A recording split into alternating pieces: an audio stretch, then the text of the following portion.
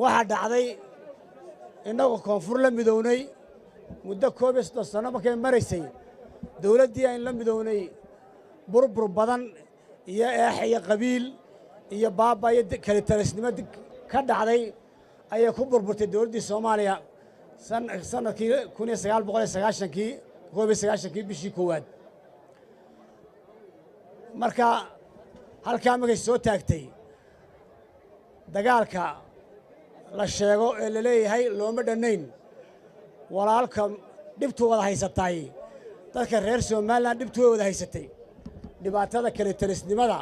iyo dhibta iyo tacadigu cidna gaar uma ahayn laakiin cid baa ka dhiidhiiday oo ka dagaalantay hadday walaalaheen ka dagaalameen ururkii SNM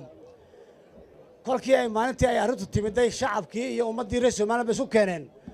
waxay yiraahdeen war dhibtii inaga dhamaatay dawladdii meesha ka talaysan way ka baxday waa kaas ka taliya sida la sheegay odayaasheenii iyo aqoonyahankeenii xamar ka soo qaxay oo qof ka dhinayn oo 100 qof oo dushooda laga dhaashanay runtii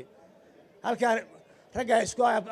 anabtiga isku nahay ee beesha dhexe dad soo baaba'ay oo dhibaato iyo duruuf adag ku jiray innagana 100 iyo 200 oo qof oo dushooda laga dhaashanayay oo ayaa tagay tala la galay waxa lagu heshiiyay in wixii dhibaato dhacay halka la iska dhigo maanta loo taliyo